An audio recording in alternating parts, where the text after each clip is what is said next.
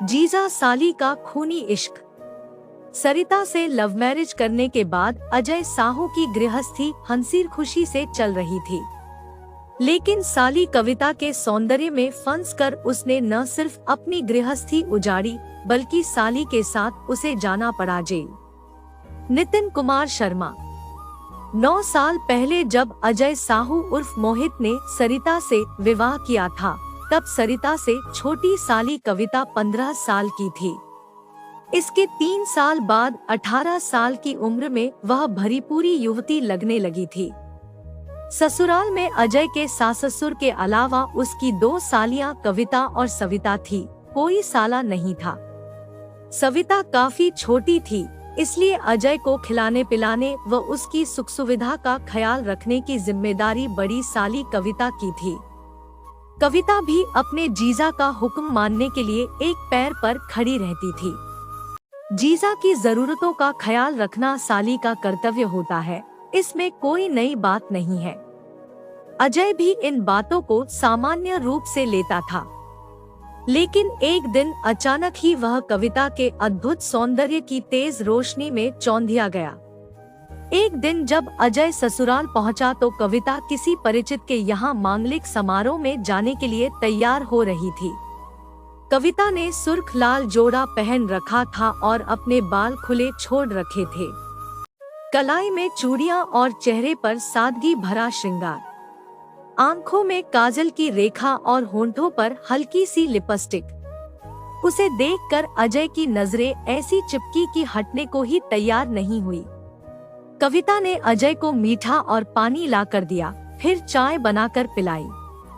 कुछ देर उसके पास बैठकर अपनी बहन की खैरियत पूछी, फिर उसके पास से उठते हुए बोली, जीजाजी आप आराम करो, मैं जल्दी ही लौट आऊंगी। कविता चली गई और वह देखता रह गया। अजय बेड पर लेट गया और कविता के बारे में सोचने लगा कि इतनी सुंदर तो सरिता तब भी नहीं लगी थी जब दुल्हन बनकर उसके घर आई थी।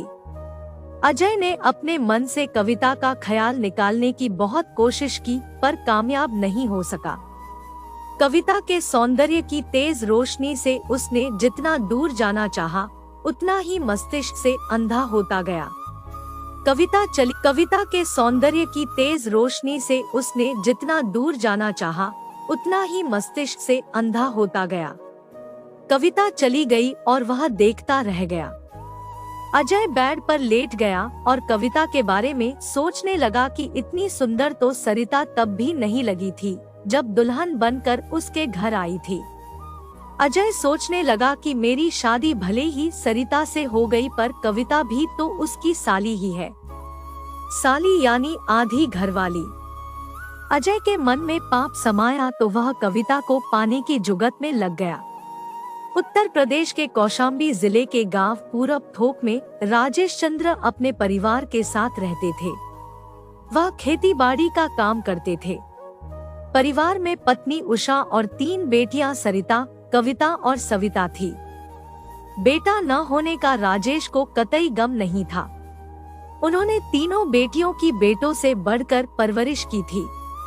सरिता ने इंटर की पढ़ाई पूरी कर ली थी। कौशाम्बी के ही कुम्हीवा गांव में रामहित साहू रहते थे। वह भी खेती किसानी करते थे। उनके 3 बेटे थे, जिसमें अजय उर्फ मोहित सबसे बड़ा था। अजय ने इंटरमीडिएट तक पढ़ाई करने के बाद अपना खुद का काम करने का निर्णय लिया।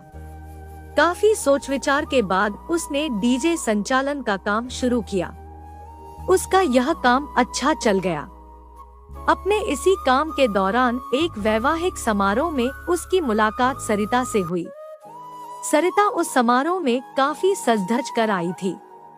इस वजह से वह काफी खूबसूरत दिख रही थी।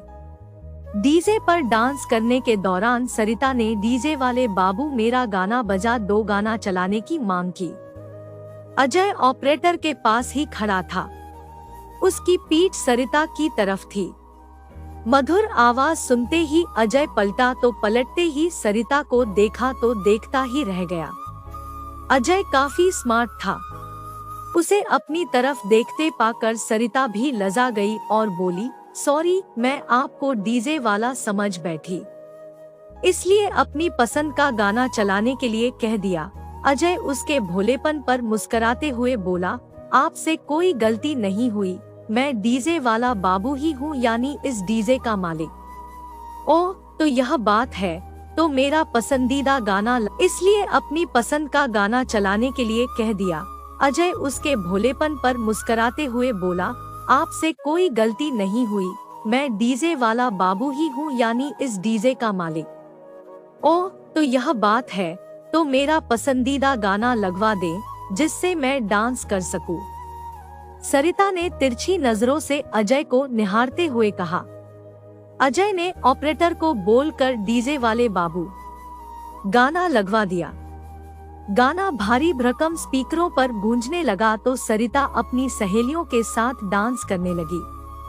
वह डांस कर जरूर रही थी, लेकिन उसका सारा ध्यान अजय पर ही था।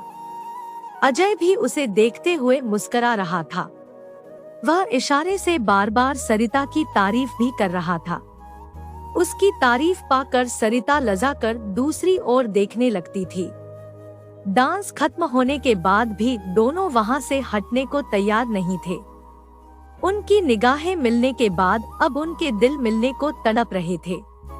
वह तड़प उनकी निगाहों में बखूबी नजर आ रही थी। आखिर अजय ने उसे इशारे से अपने पीछे पीछे आने को कहा तो सरिता उसका इशारा समझकर दिल के हाथों मजबूर होकर उसके पीछे पीछे चली गई। अजय एकांत में सुनसान जगह पर खड़ा हुआ तो शर्माते स्कुचाते सरिता भी वहां पहुंच गई और पूछने लगी, आपने मुझे इशारे से अपने पीछे आने को क्यों कहा? क्यों, क्या तुम्हें वास्तव में नहीं पता?